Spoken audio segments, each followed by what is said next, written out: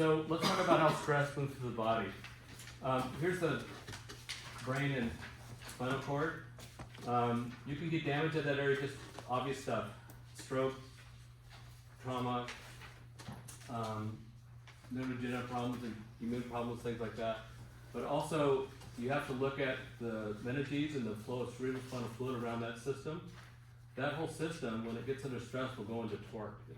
The dural tube will actually twist and torque in a stress pattern.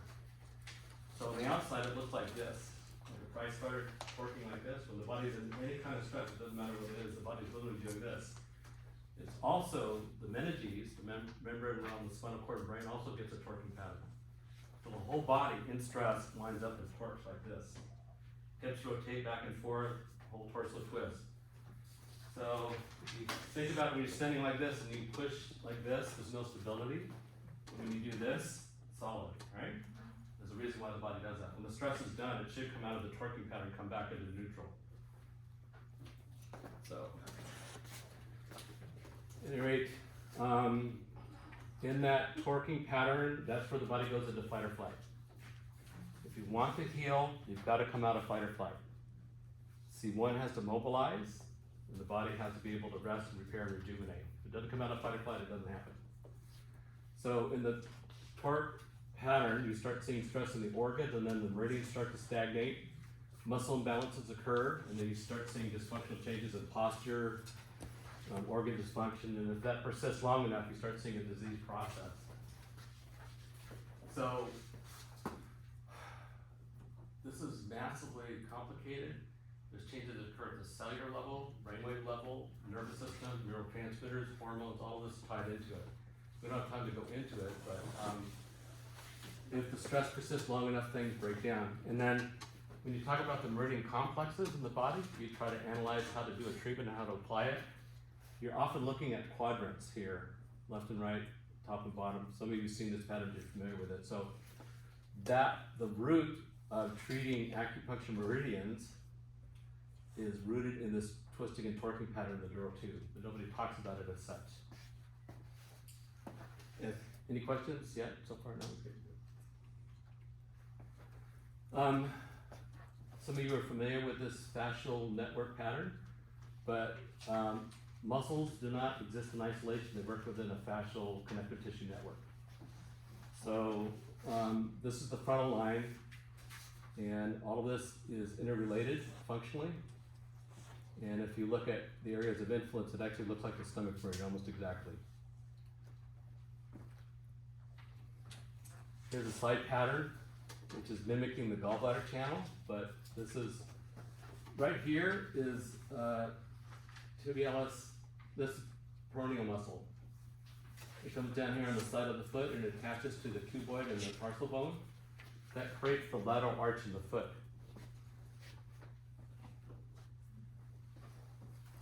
This is the back or heel side. This is kind of interesting because this heel will torque to the outside and to the inside. And when it does that, it'll throw off the bladder channel and the kidney channel, top to bottom. So these fascial networks, how they work functionally, also mimic the meridians almost completely. And so if you look at these fascial lines, muscles and connective tissue, this is real tissue in a real body, and it comes down and forms this stirrup. And so it's almost like if you pull up on this side, the foot will torque. If you pull up on this side, the foot will torque. So these fibers and connective tissue are an interconnecting network that directly affects how you hold yourself. Another way to look at that, this is the foot, this is the medial arch, and they're saying that's the backbone or the mainstay of stabilizing the foot, and this lateral arch is a stabilizing component in the way that you stand. So now, these are the four main areas that we're going to look at. The medial arch is on the inside of the foot, swinging 3/4, swinging channel. The lateral arch is bladder and gallbladder. That's on the outside of the foot. And then the heel is the third one. The fourth one, which I'm not going to get to, is the transverse arch and the toes. So these are the areas that we're going to actually modify to change posture and spinal alignment. If you look at the medial arch and the lateral arch and the transverse arch, when there's a balance here, then that's the foundation of which you can stand and be stable. And you can see that's the back line that I was showing you some of the pictures before. There's the front line. You can see the balance that occurred like that. And it's just like the rigging on a ship and the mast. It creates a level of stability. So here's an example, eversion, inversion of the foot. If this foot's turned out, it's going to cause the pelvis to tilt forward. This would cause the pelvis to tilt back. So there's several of these kind of distortions that are going on. You don't need to go into those distortions a lot. You just need to understand the concept of how structure affects function, affects posture and stability. This is kind of making sense a little bit. Some of you have seen these anatomy trains before. It's not too unfamiliar with some. So there's a kind of mechanistic model about how people think about these components. The way we teach it is muscles, tendons, joints, how they connect, that they work individually, sometimes in paired, but they never do that. The muscles are always working in a string of network of fascia, connective tissue, and muscles. Muscles always work in counterbalance in pairs, opposing pairs. There are several planes of torquing in the body. So when something happens in this wrist or hand, it can affect any part of the body. So it's just a way to start to perceive things at different levels. I spent an hour trying to put this together, so I didn't get to finish the slides. So these are my notes. It's so great, Dr. Mosher. Thank you. Seriously. At any rate, let's talk about what this system is called. ACU, structural energetic realignment, accuser. And so when you do this well, and the body lines up, the body will come out of fight or flight. Almost looks like a happy face, doesn't it? Yeah. When the body comes out of fight or flight, the body can begin to repair. But it also will produce, it will stabilize the pelvis, shoulder girdles, the feet will stabilize, and the spine will line up. And when that happens, you get improved function, increased range of motion, all the muscles work in balance and stronger, and then the body will start to rehab and repair. So if you've got somebody with a shoulder girdle that's pulled forward for whatever reason like this, and you're trying to deal with a rotator cuff muscle problem, the range of motion is limited, the function of those muscles is greatly reduced. So if you try to apply a therapy to repair those tears, you're limited by those factors. If you can get the shoulder girdle to come back into place, the head up on top of the shoulder, then the range of motion is better, right? Also the functions function better. The muscles function better. Sorry, I'm a little nervous. It's the first time I've ever done this. You're doing great. Don't laugh at me out loud. But you kind of get the idea. So the importance of having good posture, good form, good structure, down the front to back, side to side, is essential important to more things that we need to talk about.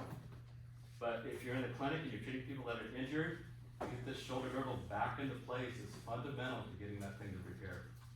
Once this is fundamentally in place, then you can apply acupuncture, electrostim.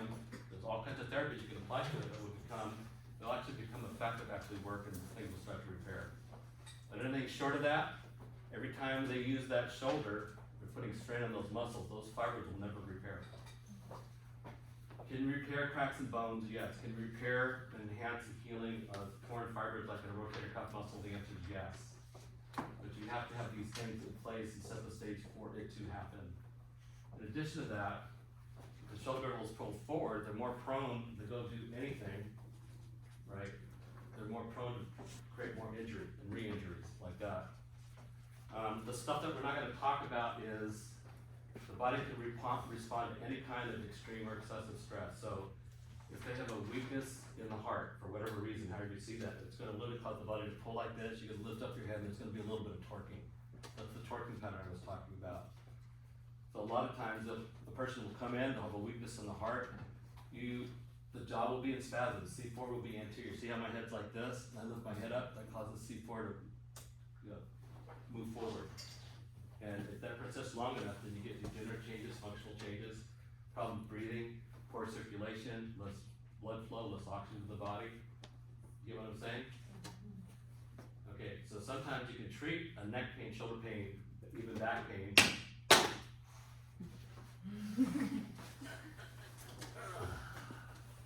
By treating the diseased organ.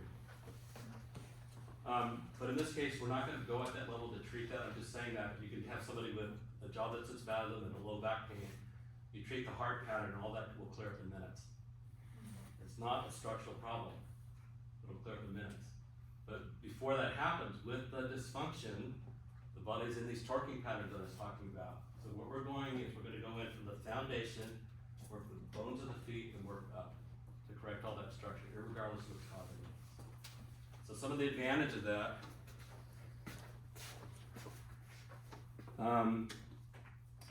when you do this kind of correction functionally, you're integrating systems, you're balancing posture, vertebral levels will go into place. Muscle groups will balance out. Opposing muscle groups will balance and start working better.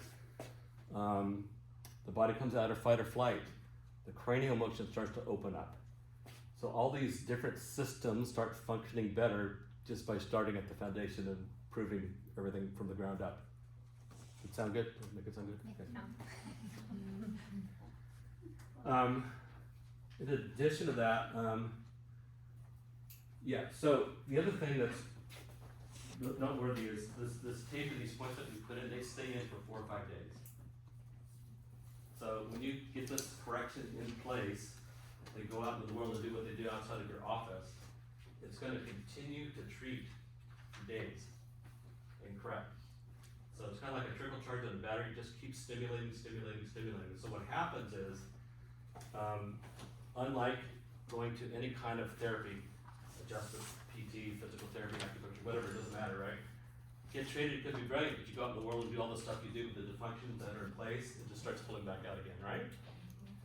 So with this, it will reactivate muscles and get them to refire and reset themselves so they fire properly. It'll balance muscle groups and continue to create correction every day while this stuff is in place. What that allows the body to do is reset itself, repattern itself. Anytime there's a lesion or anything that's not working in the body, especially if it's inflamed, it sends signals back up to the spine and nervous system, and the body reacts to it. So you can take a hammer and hit your toe, and the body will go into a stress pattern and torque. So with this kind of system, when we correct all of these things from the ground up, the body has a chance to reset itself into a neutral, non-fight or flight, highly functional posture. Does that make sense? The advantage is it allows the body to reset itself. I don't want to say different. Am I making sense? Yeah, that makes sense, yeah.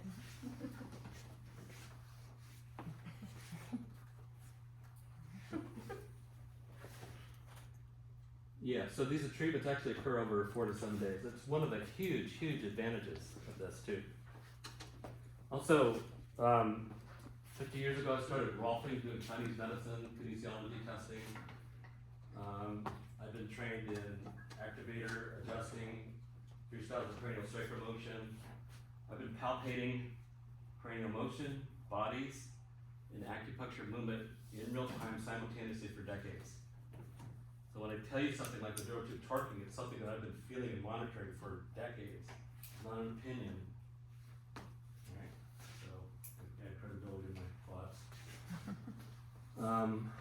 Also, I've gone through every kind of therapy like a lot of us have, adjusting, cranial work, acupuncture, all kinds of therapies, right? When this is done well, this is probably one of the finest structural alignment systems I've seen in my life. I hate to have such big words, but they are big. So, next.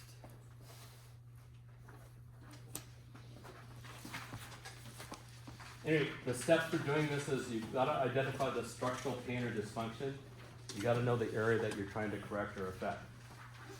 So it could just be as simple as a joint that sits out, a low back, something like that. The assessment process is crucial. If you don't know what's going on in the body, you can't track what's going on. I'm going to go over that a little bit later more in detail. That's what I call terrain mapping, is mapping out how the body's responding to stress at different levels and systems in the body. So the treatment itself, it's called the 4 So it's 3 arches and 1 heel. Get it? 4, 3 arches, 1 yaw. Okay, great. So you've got to find out, I showed you the 4 different arches in the foot. You got to find out which arch is being affected, and then the treatment is to do the primary taping, and I'll go over that, and the secondary taping, and then apply the acupuncture point or stimuli. So let's, and then you have to reassess. So you apply the system, and then go back and recheck and see if you can make change in the body. Okay, this is the, that's why I gave you papers, you can write on there and stuff. I'm gonna go over this in detail, do a demo in a little bit. So with this,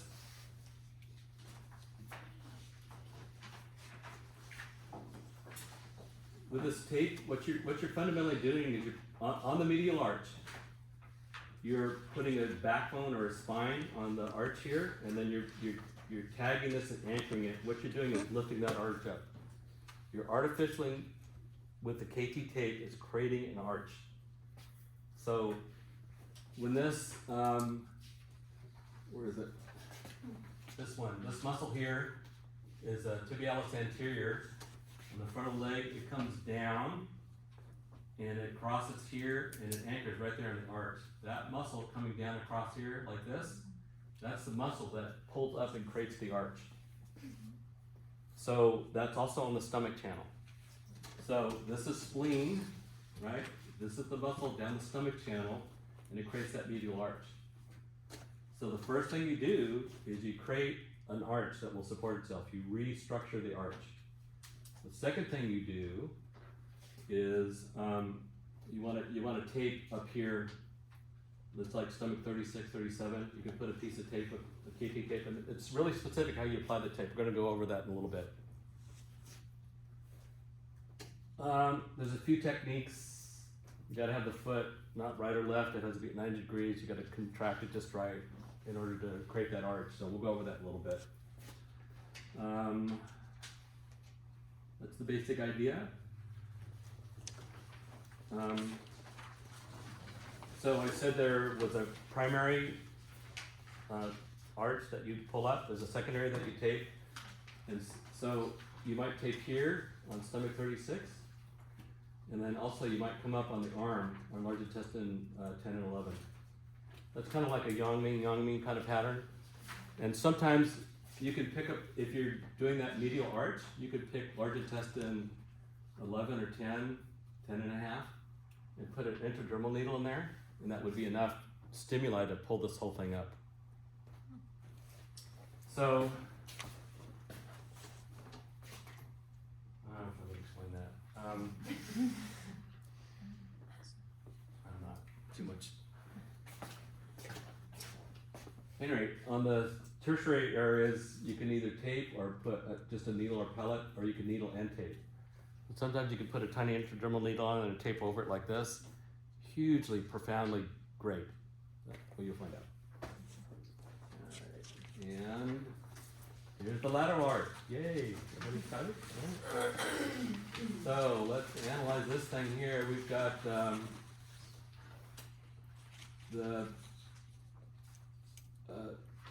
peroneal longus. They changed its name. This is the peroneal muscle. It's down here. It's on the fibula in front there, and this is the gallbladder channel. And it comes down here around the external malleolus, and it attaches on the side of the foot. Its attachment is on the cuboid and on that tarsal. That muscle working properly actually pulls that arch up and makes the arch functional. So it's really the same thing as you're going to artificially tape on the side of the foot and create that arch. So there's a spine or reference. That's the backbone of the taping, and then you put on the second piece to anchor the arch up. So now, when the arch is flat and you're walking, every time you walk, your body is, these bones and the position of the bones and the pressure put on them with every step, it's sending signals up to your spine and the rest of your body. If the arches are flat, it's sending the wrong signals up to your pelvis and your back, your spine. So when this arch drops, it causes this whole hip to drop down and collapse. So And that's why I was showing you those anatomy trainings with the frontal lines, the side lines, and the back lines. All of those are affected by these bones in the feet. So to get that arch to pull up, we're artificially taping it, pulling it up, and creating the arch, which changes all the signals that go up to the rest of the spine and the pelvis. I know, it's brilliant,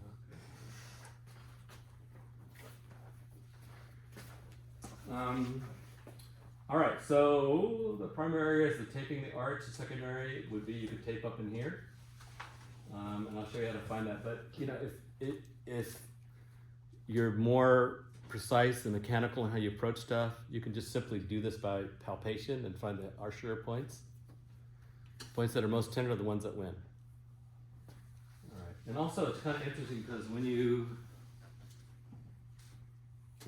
go back and feel this tibialis anterior, when that arch is dropped down, this muscle is flat and it's flaccid.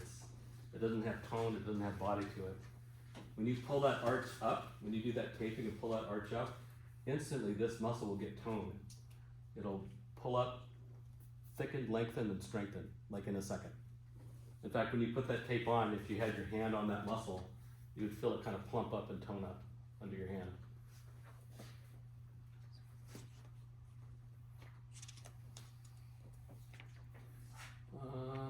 All right, so if we're lucky, we're gonna get to the heel. I wanna get through the medial and lateral arch. If we do that, we've done a fine job. I'm hoping we can get to the heel. Yes? For the fourth one on the last one, is it triple burner 5? I didn't know what NX means. Oh. That's the anchor point. And what does NX mean? What's the anchor point? What does NX mean? NX needle? Okay. Thank you. It codes for needle. So, in the clinic, I don't write out full words. Everything's hieroglyphics and abbreviations. So, you're looking at completing my sentences right now. Ask her. Oh yeah. Okay. So yeah. So that's the primary area of the arch. The secondary area would be here, and then you could put a needle up on 555. So that's kind of a gallbladder Xiaoyang kind of pattern, right? All right, this one's really, really interesting. This is the right leg, and so if that heel pulls in medially, it's going to cause a weakness on the medial gastrocnemius.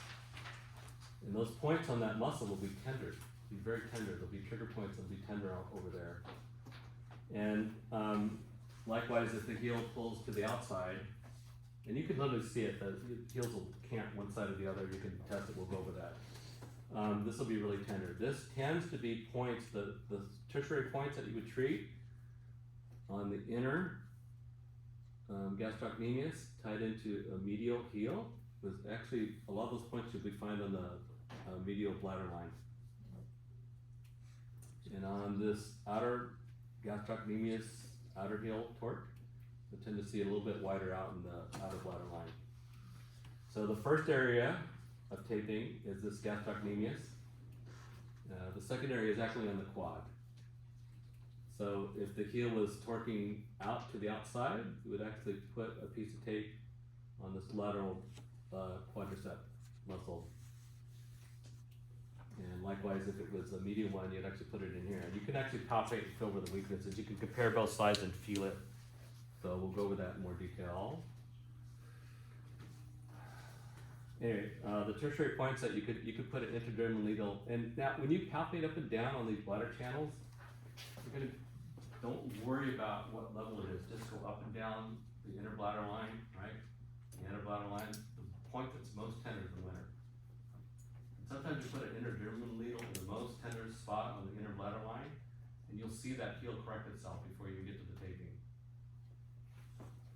So, and the other thing on this process, you have to do all of the assessment in every area that you're going to modify before you do anything. Don't start progressively treating stage 1, stage 2. You got to identify the full pattern, the full landscape of dysfunction before you start, because you'll lose it if you don't.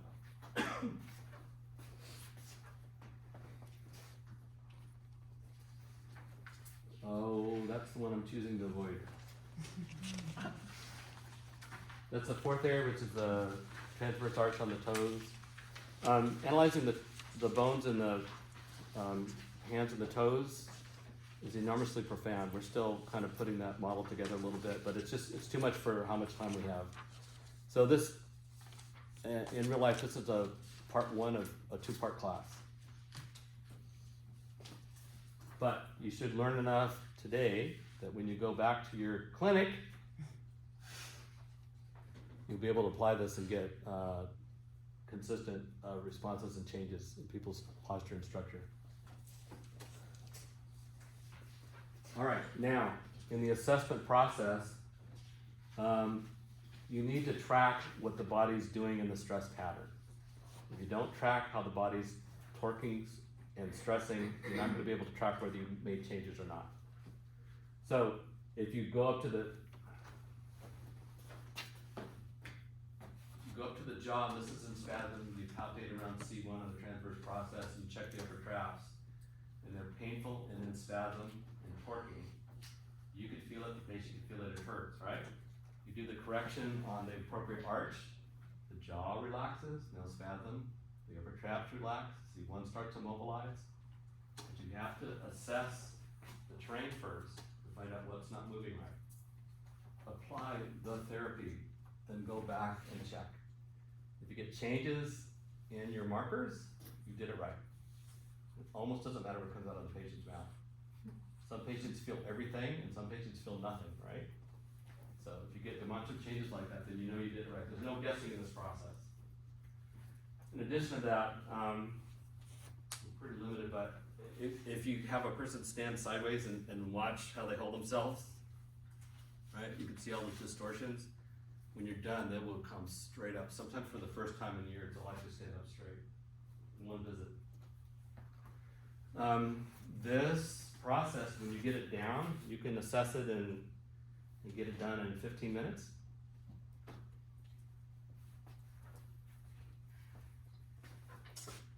All right, so I need a volunteer. Fine. Me? Sure. Hey.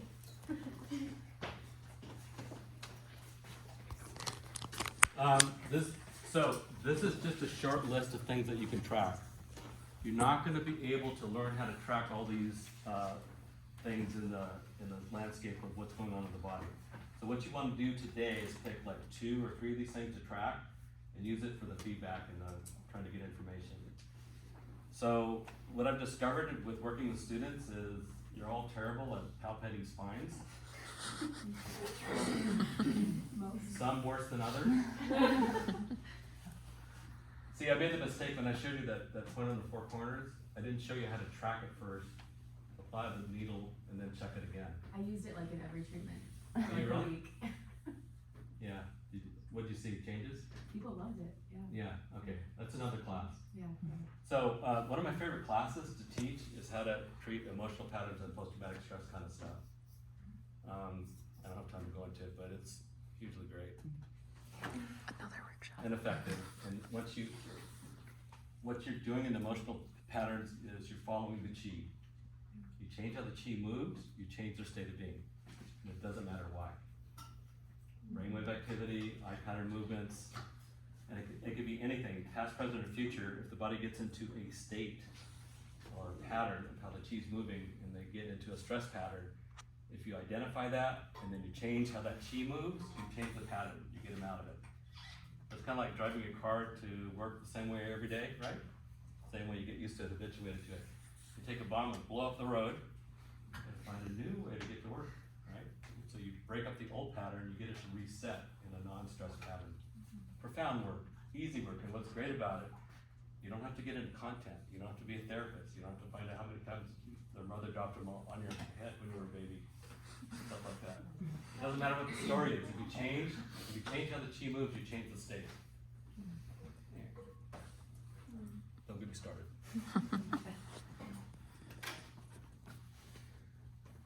Dr. Nobody. Oh, you took your shirt off. Oh, yeah. Taj. Taj, yes. All right, so I'm just going to run through and just show you some areas that you can start checking.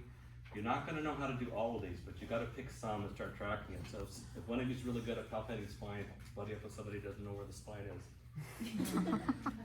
So right here, I'm coming into the jaw, into the corner here, and then up to stomach 6. And then you have to find out where the spasm is. And you have to say ow. Oh, right. Yeah, ow and ow on both sides. It was Yeah. ropey and tender, right? Okay, Ow. you can practice that at home. Okay, and then triple warmer 17, drop down about a 1/4 inch. There's a transverse process, a C1. Ow. Yeah, which one, right or left? Thanks for not hitting me. I'm sorry. Right. Yeah. Yeah, the right one. So I can feel it, and it's kind of interesting on C1, if you feel the transverse process, if you feel the orientation of the vertebra in space, you can tell exactly where it is if you palpate it well. All right, the jaw's a big one, because any stress in the craniosacral system will show up. The jaw will compensate for stress in the craniosacral system. Anything can put stress in the craniosacral motion. Emotional patterns, disease, trauma, injuries of any kind will show up somewhere as a torquing pattern in the craniosacral motion, in the movement of the plates in that fluid. And the jaw's job is to compensate for that distortion and poor flow. So it'll show up as a spasm in the jaw. So it's a great global marker for stress in the whole system. In addition to that, you come into the upper traps, come in wide and tall, and you can feel where there's tension in here on both sides. Kind of pick up the muscle, and then you drop into gallbladder 21. And hers are tight on both sides, kind of like granite. Okay, so they're both really tight. Now, I'm going to give you too much information. Your brains are going to bleed by the time we're done. Right. Not you. Yeah. You're a practice brain bleeder. Okay, great. The SCM muscle and the upper trap are innervated by the vagus nerve. Who said that? Oh, good points. 2 points. The vagus nerve also innervates all the guts. So if there's problem in the organs, it will show up in the upper traps in the SCM muscle. Most of the time, 90-some-odd% of the time, it is not a muscle problem. It's an organ problem. There's more. So when you come in the upper traps here, let's just say it's on one side. If that's the trap that's tight, it's an organ on that side, period. So you just eliminate half the body. Come on, get excited. Goosebumps. So I don't know what it is on her, because both sides are really tight on her. But I think I know, but I'm not going to say. Anyway, so you want to find swelling and tenderness. Eyes open. Ow. Both. Well, say ow. Okay. Ow. Ow. Thank you. Okay, so I'm going to give you more than what you can handle, but I'm just going to go through a bunch of these, right? Terry's minor small intestine 9 and 10. Yep. Yeah. Right in there. Ow. Small intestine 11. Yep. Yeah. See, we have a preponderance of evidence pointing towards small intestine. Ow. Right? Where's the back shoe point for the small intestine? Bladder 27 or 28? Time's up. Push. Push. Up. Oh, up. Okay, so, okay, relax. Put your hand here. Here, the side of the, turn around. The side of the sacrum. They can't see, you gotta say out. Ow.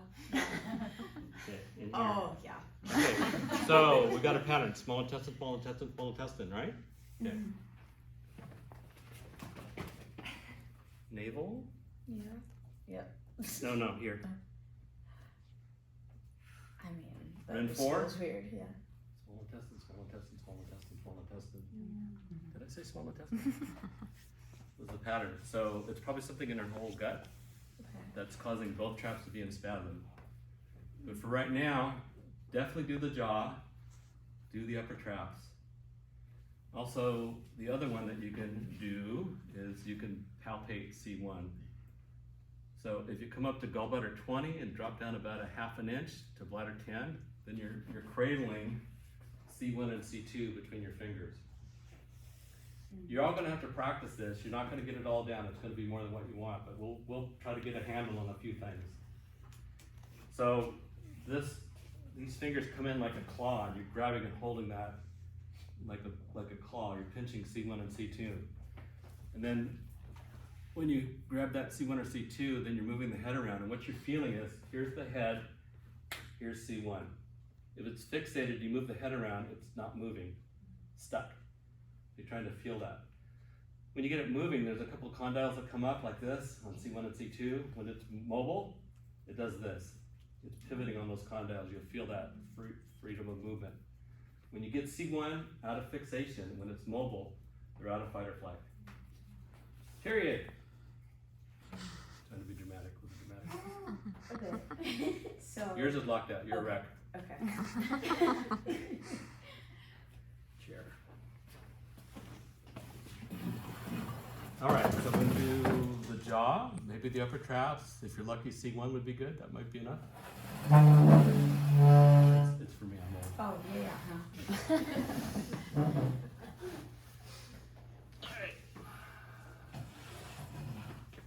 All right, so I'm going to give you more than what you can.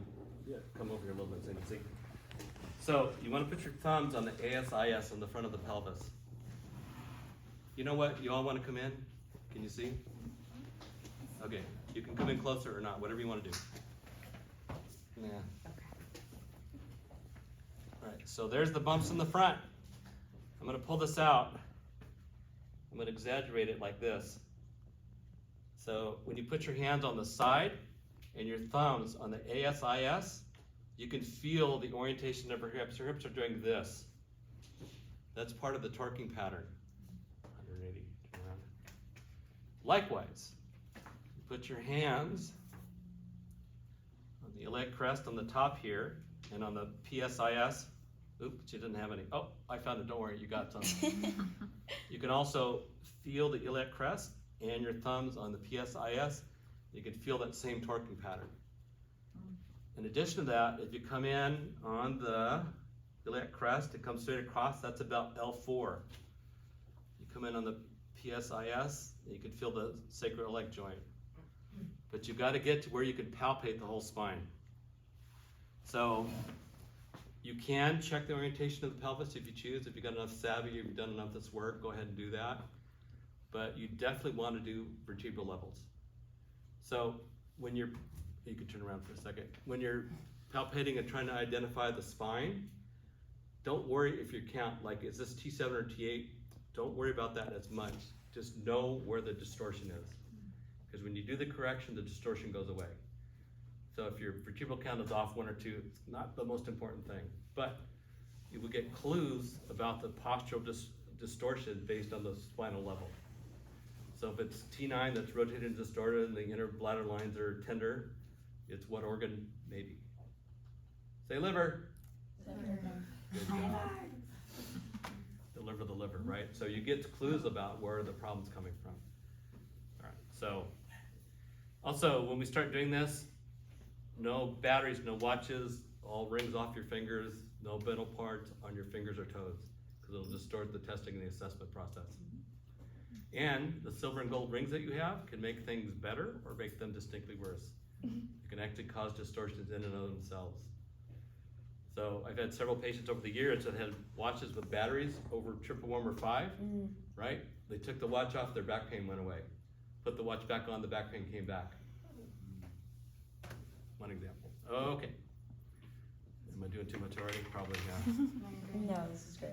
All right, come forward. All right, so thank you. Bend your knees a little bit. Okay, right here, this is the greater, go ahead and stand up now. This is the greater trochanter. You want to feel those attachments and then follow down the IT band. Y'all know where the greater trochanter is, how to find it? All right, if you don't, buddy up with somebody who does, okay? Help each other. All right, but if you push like tender, not too bad. Yeah. This one. So the one on the right's tender, Yeah. and if you drop down about gallbladder 31-ish, Yeah. yeah, that'll put her to the floor if you hit it hard enough, right? So that's gallbladder channel, right? All right. Also, I'm giving you too much. This, come into the elbows and come into the top. LI 11 and 10. Which one? Both? Yeah. All right, so this is stress woman, right? There's an association with LI10, which actually directly tied into the adrenals, but nobody talks about it. All right, so that's almost somewhat diagnostic when you hit that. Anyway, okay, so let's go over the spine. I'm giving you too much. Okay. All right, now you can palpate with fingers down the side of the spine. You can feel the spinous processes, but you can also tap the vertebra and listen for changes in the sound. Whoa. Come in, everybody come in. Dr. Pence. Just your pens, don't drop anything else. Is that okay if we come in? Can you hear? Have you heard this before?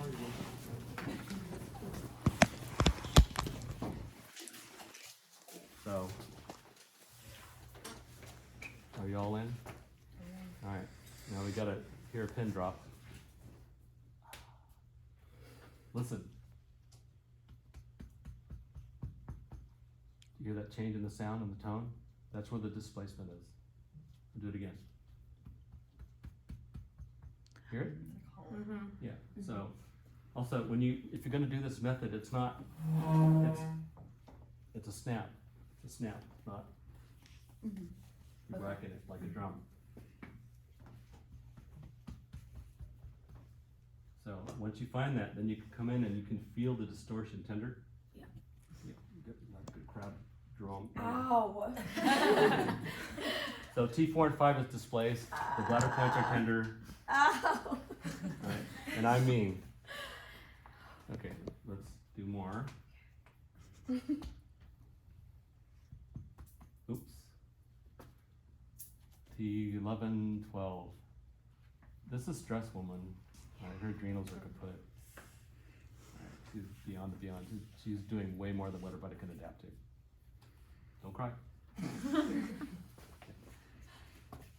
Sorry. Anyway, if you do the correction on the feet, you will feel these vertebrae literally slide into place and completely line up top to bottom. Not everybody be excited, but okay. Also, you can let that down. Thank you. The C4 is anterior.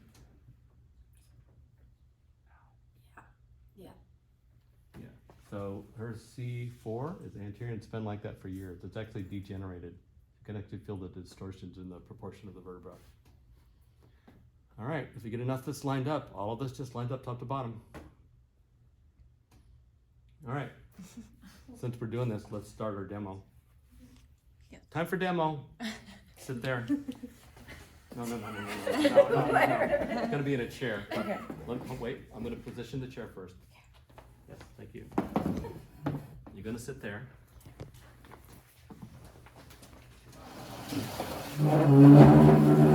Oh,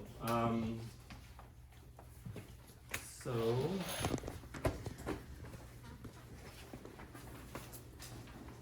got this laser pointer just for this thing. I gotta use it. Anyway, I tried to give you some drawings of some places to check. Abdominal diagnosis is really huge. If you're not familiar with it, we're not gonna go over it now, but there's the SCM trapezius, C1, TMJ, right? We talked about that. Also, you could do muscle testing. Front move, back shoe points are huge. You definitely want to palpate all those. And I already believe that I put those on there. Oh, look at that. Front move, back shoe points. Muscle testing, weak muscle, dysfunctional muscles.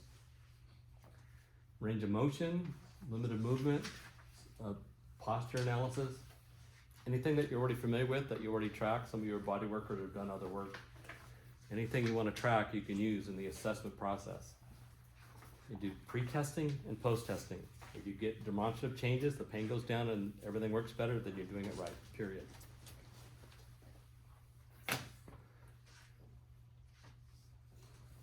Oh yeah, look at that. Front move, back shoe, spines. Okay, good. All right, so we're gonna go in and analyze your feet. So take your shoes off.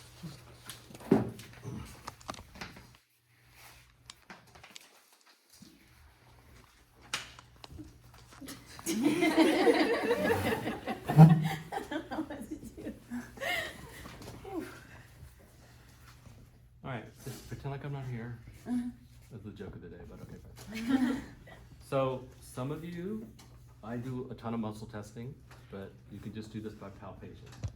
And some of you are intuitive, some of you are not, some of you are mechanically precise. There's all kinds of levels at which you can approach the assessment process. So you have to know what you're able to do.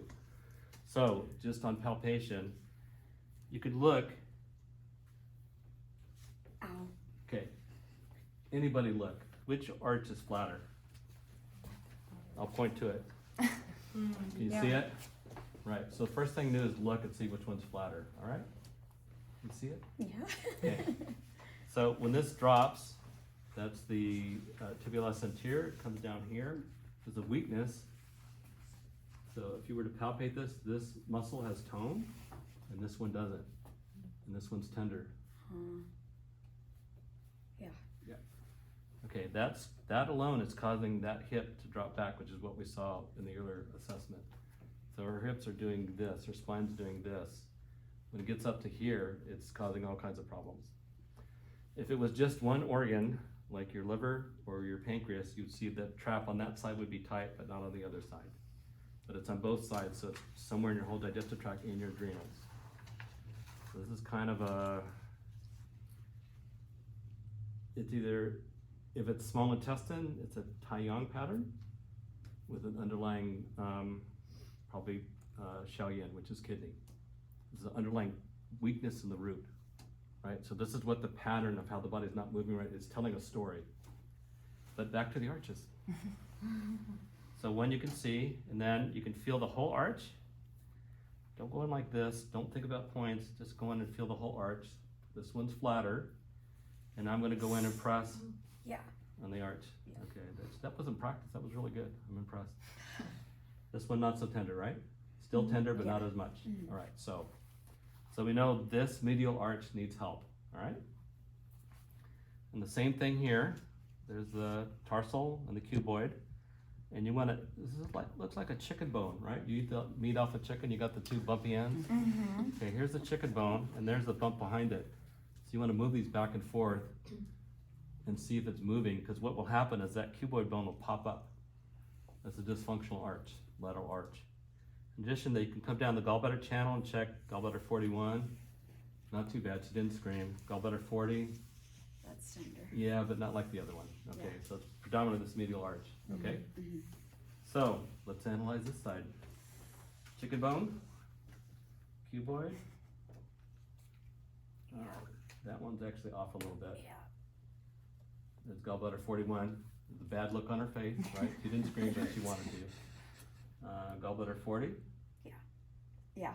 You sure? I could do it again? No? Pull this up. Pull that up. You're doing great. I appreciate your help. Pull this up more. Oh, okay. I don't know. So also, the head of the fibula, right? You come in anterior. Right there. Yeah. Yeah. So here's the arch you're going to correct. Here's the secondary place that you're going to tape. Right? Now you're fine, relax. Okay. I'm coming at you. You should be afraid though.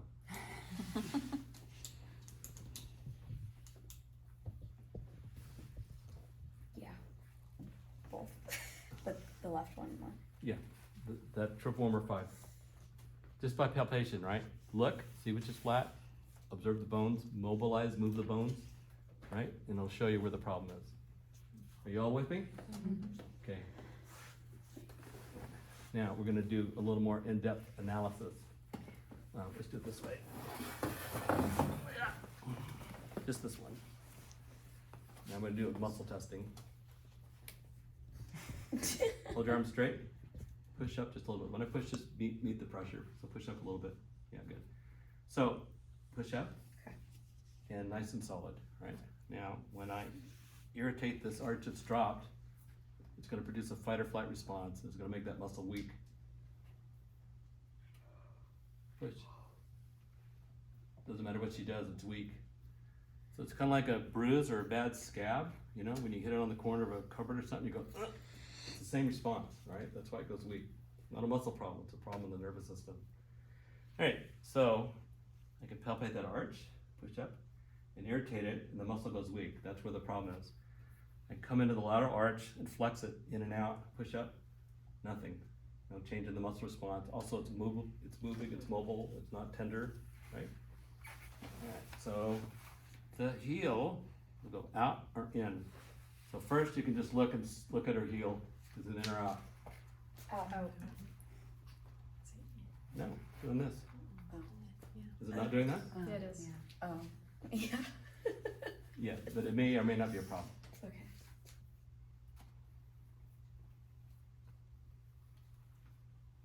Push up. So that heel is medial, and there's an outer gastrocnemius and an inner gastrocnemius. Yeah. Okay, this is all kidney stuff. Your gallbladder 25s are probably not screaming right now. All right, so in fact, if we put an intradermal needle on kidney 27 on the right side, this whole thing would open up like nobody's business. Do it now. What are you waiting for? You still talking? So, right, push. All right, so essentially her body, like a balloon full of air. The balloon's nice and up and right, solid, right? Now that the air's been let out a little bit, she doesn't have enough gas in the gas tank. The battery's not fully charged. So, well, it's just like most students, she has way more going on than she can ever thought she would want to handle or could handle. Yes? Yeah. All right. Okay. So we got a medial arch and a lateral arch. So we're going to try to tackle that today. Help me, so get some alcohol. Just give me the alcohol first. Oh, I'm like, No, there's pads, there's alcohol pads. Or whatever. What you can't use is a hand sanitizer with the emollients in it. It's gotta be straight alcohol. It'll help us. You wanna clean the dirt and the oil off the skin. That makes the tape stick better. Alright. Okay, there's more. Feet up. Thank you. Doing great.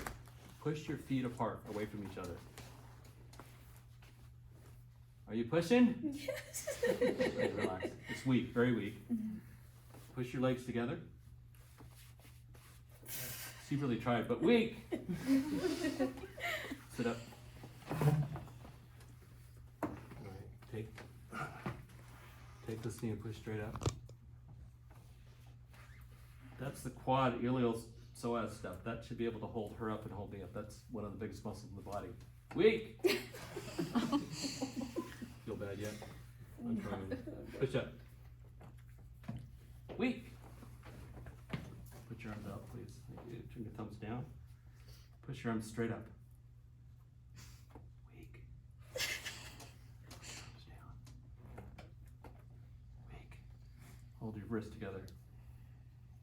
Okay, so right, left, upper and lower body. Every muscle in our body is weak. Your jaws and sputum, neck's out, upper traps are tight. All right, let's giddy up. That's the assessment train. Y'all good? All right. So in the clinic, we'd be writing this up on the treatment notes or up on a whiteboard. Everything I found would go onto the chart, onto the figure. Do you want me to write that? Let's do the next one. Okay. Are you finding that most people are weak in all these areas? Huh? Are you finding that most people are weak in all of these areas? No, her body's completely in such stress that everything's just weak. It's a problem in the nervous system. Yeah.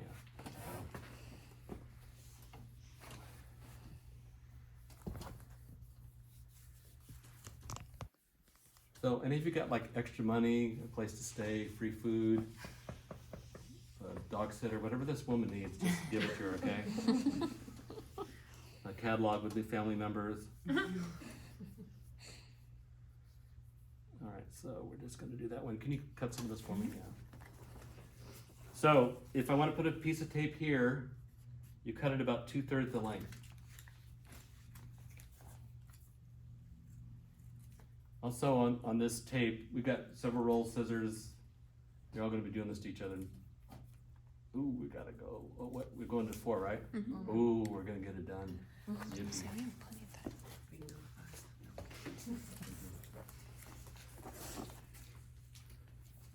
longer. Is that the long one? Oh, yeah. Yeah, this will be the cross piece. Okay, you gotta help me, Okay. because you're the trained professional. So, you've gotta put the foot in position to do this. And when you do it, you don't have it inside, you don't have it outside, you have it straight. And also when you push through here, you wanna push through the ankle, through the knee, through the hip. Not like this, but straight through that line. So go ahead and just pull that up.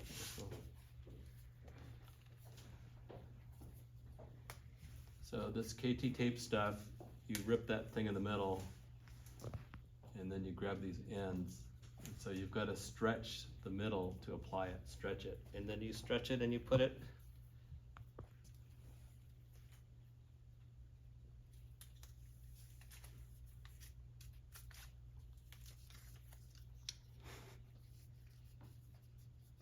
So how much stretch do you have on that?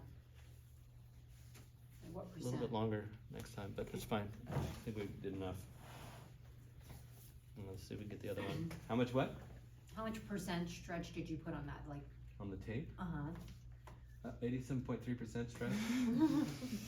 I'm not sure. There's a limit to how much you can stretch it, right? So you just sort of Yeah. take it out. You stretch it and you tag it in the middle and then stretch it out. And the very ends, you don't stretch. The very ends, you just leave neutral, because that'll keep it from curling up. Okay, give me a longer one.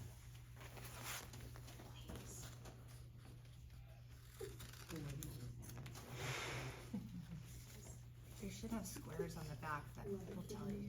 Oh, yeah, that's a good, I kind of didn't even look at that. Square and a half, 2 squares. You have PT? No, I've used it. She's like, I just love looked at it. It looks like it was 80%. A little. Oh, it's relaxing already.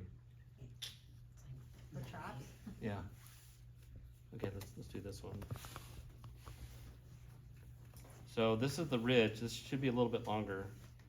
Now this is the anchor to pull that. And so there's a joint here. You want to run right across that joint. So I'm stretching all the way across and then tagging one end and then tagging the other end.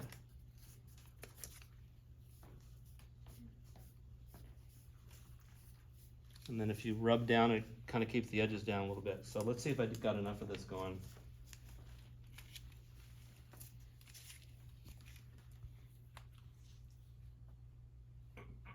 Less tender. Yeah, so we actually created an arch and pulled it up. So let's see what changed in her body. Yeah, let's do it the way we did before. Yes.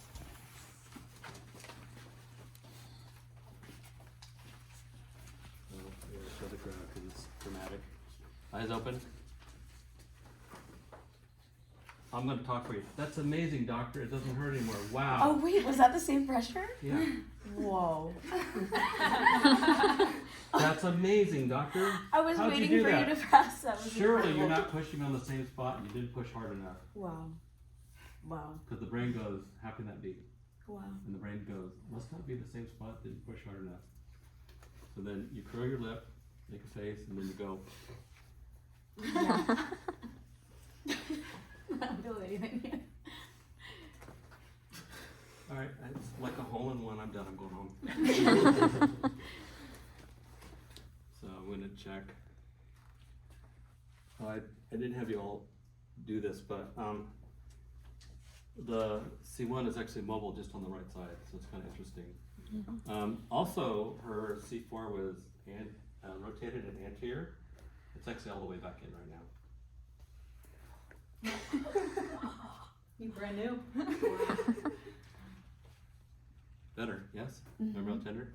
Mm-hmm. Okay, so also, it'll be hard to measure this, but when the body starts feeling better and starts relaxing, the emotions that get pent up, people start feeling stuff, which she's doing that a little bit. So in her mind and heart, the idea that she can feel better, be relaxed, come out of fight or flight, that there's help and a break, kind of huge.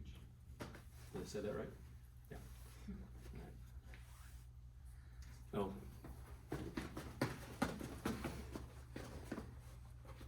Listen.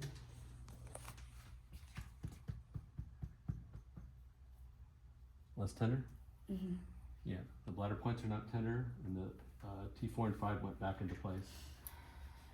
And T11 went in, but T12 is still off a little bit. That's that adrenal pattern. So in the Chinese system, the kinesiology system, T12 is kidney, adrenal, and stomach. But they were really talking about the same thing. So when hormones drop down like adrenal function, digestion drops down with it. So they're really talking about the same thing from a couple of different angles. It's really the same issue. Poor digestion is poor adrenals and poor hormones. Just a note of the day. Not far over. Please sit. And what's the one thing you want all of your patients, especially new ones, to leave your office with? Hope, hope. Ooh, fabulous. The two students that were listening. Love it. Yeah.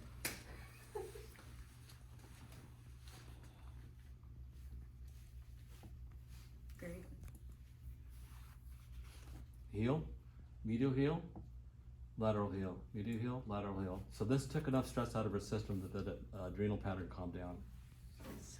So, and this is typical of any treatment system, anything that you assess, any treatment system that you do, you're looking for kingpin areas that will be the root of the whole pattern. You know, 20, 30 things out in the body, you find that root, everything just starts clearing up. Now you're gonna make me cry. Where was I? Sorry. I'm good. No, I'm sorry. It feels good. No, you don't know me, but I feel stuff. Okay, there we go. Oh. Okay. Please push up. Yeah, the tone came, it's not tender. Right, okay. So we might as well do the rest of this, right? So we were gonna treat 3 arches, right? But we just treated 1. And it was kingpin. So this suggests spleen, stomach, digestive tract, kind of a Yang-Ming thing. It could suggest that her stress gets hit in her solar plexus, right? I'm telling too much. No, it's good. So what students often do is they keep balancing all these balls at the same time, and what do they feel? Overwhelmed, and we're being recorded. Alone. Sorry, don't cuss. I'm not to cuss. Okay, let's do more. Do more, ready? Okay, bring your foot up.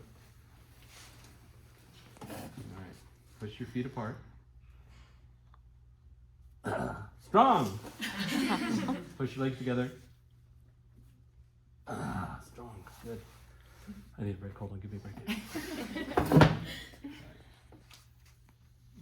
right, take this knee, push straight up. You like the drama that's picking up my feet? Push up. It's what it's supposed to do. It's the biggest muscle group in your whole body. It should hold you up and hold me up. Yes? Okay. I know. I hear you. Yeah, gratitude. Push your arms straight up. Strong. Push down. Okay, you win. Push them together. Everything. Right, left, upper, lower body better. Okay. Okay, I gotta slow down. You got a problem on the left teres minor and the left shoulder that's still not right. And it may be on the forearm flexors. Oh, I'm doing stuff I'm not supposed to do. Okay, I'm gonna check it right here. You feel that? Yeah.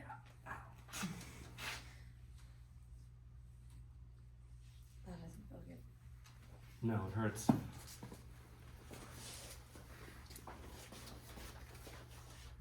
Oh, you're all looking at me. Yeah. What I'm doing right now is standing outside of her field so I can get a big picture.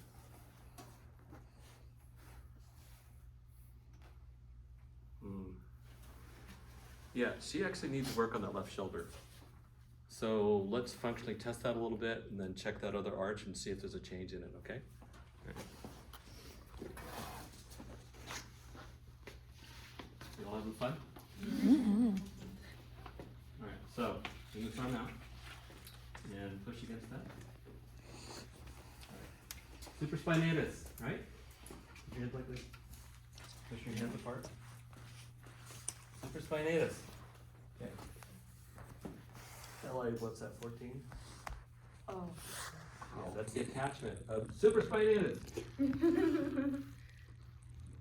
And so it's likely she has a strain. She probably tore some fibers in there. All right, so if her shoulder is pulled forward like it is, that range of motion is like this. So if you get that shoulder to come back and open up, functionally we might not be able to find any pain. All right, let's go at it.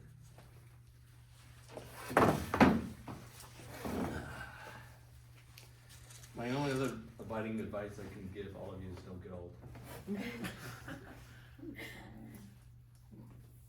Sam knows all my jokes. She works for me. Push it up. And they're funny every time, aren't they? Oh, yeah. So, okay, so this is the muscle testing part. We did the palpation before, right? We found this joint. Now I'm gonna flex this joint. I'm flexing it up, because that's what it's doing, it's popping up like this. That cuboid popping up. You lose all function of that arch. I can correct it with my hand mechanically, push. That's mechanically correcting it. I can pull it up where it's exasperating the dysfunction. Weak. Right? And watch. You can put your arm down. Oh, this one. Oh, Eddie's. Okay. Should be afraid, but Eddie's. Okay. Yeah. That's really tender. Yeah, but watch. Breathe. Alright. That's good, you can stop breathing. Okay, less? Yeah. Gone. Okay, watch. I'm gonna exasperate it, make it worse. Try to get what? Ow. See, wax on, wax off, light on, light off. You see that? So if you're not intuitive or you don't muscle test, you can find the places that are hurt. Also, who's good with pulses? Oh, come on, can anybody feel a pulse in this room? Is anybody that can feel it? I can feel a pulse. Thank you. So pick any pulse on that wrist. Don't worry about which organ, just neutral position, yeah. Let me know where you kind of have it. Don't worry about how deep, just feel the fullness, rate, steadiness, just general snapshot. Got it? Got it. All right, now, tell me if it changes. Oops. Softening, Softening. right, and evening out a little bit, It like, and slow down a little bit. yeah. Okay, you got that? Okay, now, stay there. Now I'm making the joint worse, more dysfunctional, Got a little faster. right, a little faster, starting up, a little wiry, tighten up a little bit. Long got wiry. So, Yeah, explain to you now. so you can do that. Thank you, that was great. That's fun. Could you all hear her? Yeah. So you can track whether you have the dysfunctional arch and whether you corrected it by just tracking pulses. That's also a fight or flight response. You can take the handle of a needle and touch like this on the meridian and feel the pulse. Keep your finger on the pulse, feel the pulse constantly, right? When you're going up and down the meridian, when you hit the active point, the point that's active, that needs to be treated, you'll feel a shift in the pulse almost instantly. No guessing. Rather than you guys closing your eyes, hitting it with a $50, jamming it in there, who cares what angle it is? That's what I see in the clinic, right? That's what it looks like to me. The precision of the point locations, essential. The vector is essential. And then you just inserting it as a whole experience in science just to get that to go down to the level where the chi needs to be moved. I'm talking too much. There's about 5 layers: skin, dermis, epidermis, fat layer, muscle, connective tissue, periosteum, bone, right? So when you're sending that needle in, you want to follow that needle down through the tissues, and there's different densities. And when you hit the area that needs to be treated, you'll feel it. There'll be a change in tension. It'll relax. Sometimes you can just feel that chi literally through the needle in your hand. You feel that chi go. Sometimes you'll hit it just right when you get down to the right layer, and you'll feel that movement through the whole body like a wave. You have to experience this medicine in real time. You cannot conceptualize the medicine, you have to experience it. Alrighty. Oh, the correction. Alcohol. Doctor. Room's full of doctor, only one handed me alcohol. Great. So again, this is just to get the oil off. Oh my God. I got 10 minutes to get this done. So we're gonna break up into threes. All right, your job is, one's a doctor, one's a patient, the other just sort of helps. And what you wanna do is, you wanna check out the medial arch or the transverse arch. You can do about palpation, you can look, you wanna flex those arches. Some of you, if you know how to muscle test or have any other voodoo ways of gathering info, you can, there's different ways of doing that. But find the arch. If you want me to check it, I'll check it, or Sam could check it. And then we're gonna do the correction on it. But before you do that, you have to map out the terrain. You have to find out what's not moving properly in the body. So if you want help with that, so we're gonna take one person, take about 10 minutes just to track the terrain, just a few things. Some of you are body workers, or you've done work like this, or PT or whatever, you're gonna be a little bit more adept. But you all need to track the jaw, the upper shoulders, you need to learn how to do the spine, that's essential. It'd be nice if you did a little bit on the pelvis. And also, muscle testing. I've got a list of muscles that I want you to master in muscle testing, just general functional testing. And then there's also muscle testing as an assessment tool. So there's functional kinesiology, muscle testing tied into organ dysfunction. I have a list for you, which will be on part 2. And then also there's just a generalized way to do muscle testing. That's a whole science and art by itself. That's a separate class. So if you're all interested in that, let me know. Yes. Yes.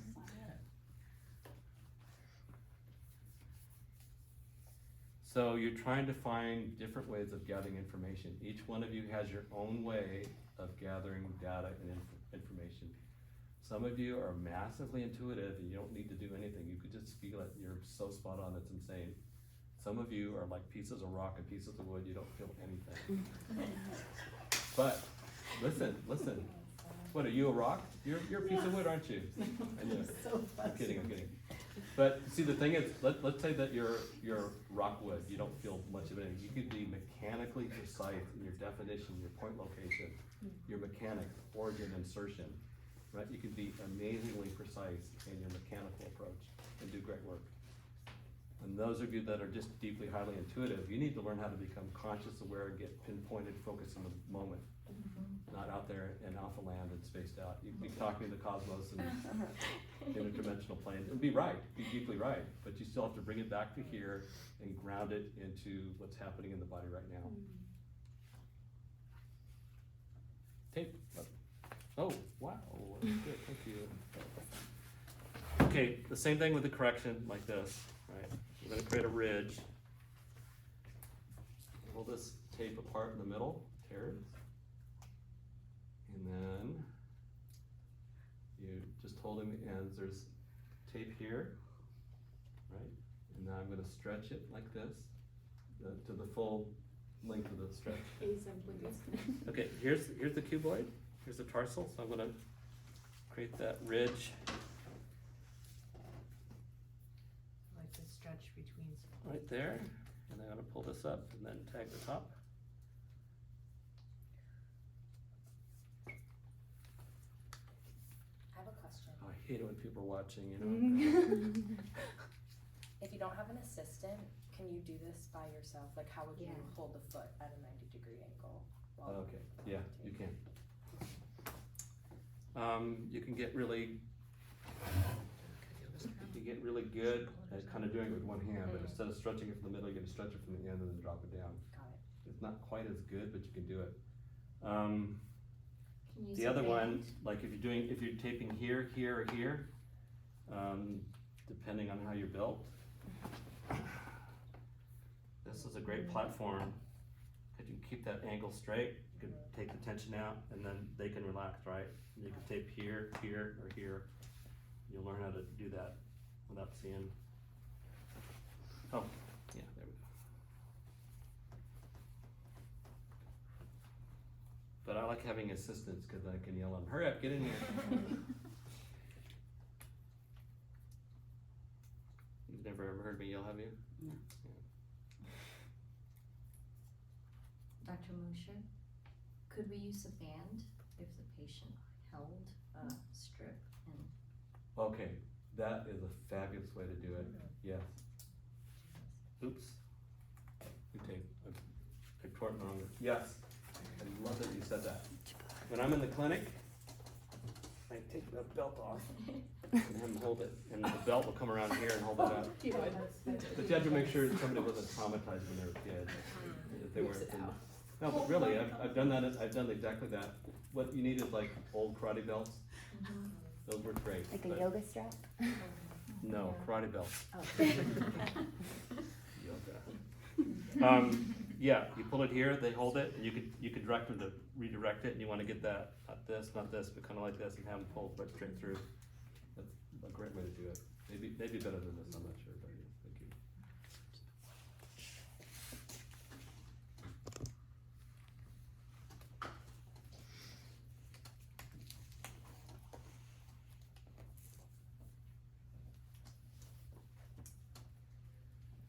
All right, a little bit of the paper still on here. Stretch. Go to the center of the joint.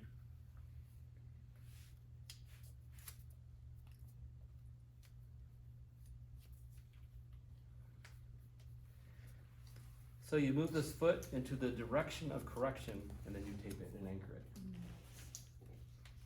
You position the foot in the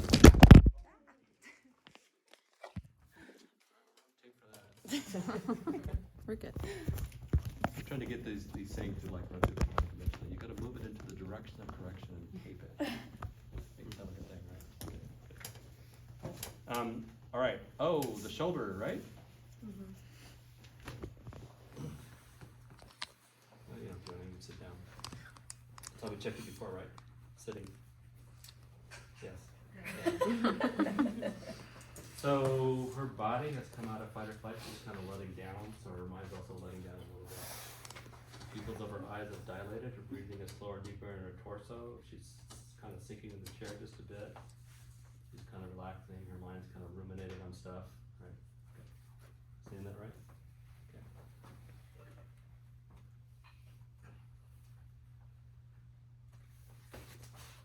Nothing. Just like waiting for it. Really? That's crazy. Oh my God, doctor, that's amazing. I was waiting for how the did you do pain. that? Whoa. Oh, Will works too. Whoa. Wow.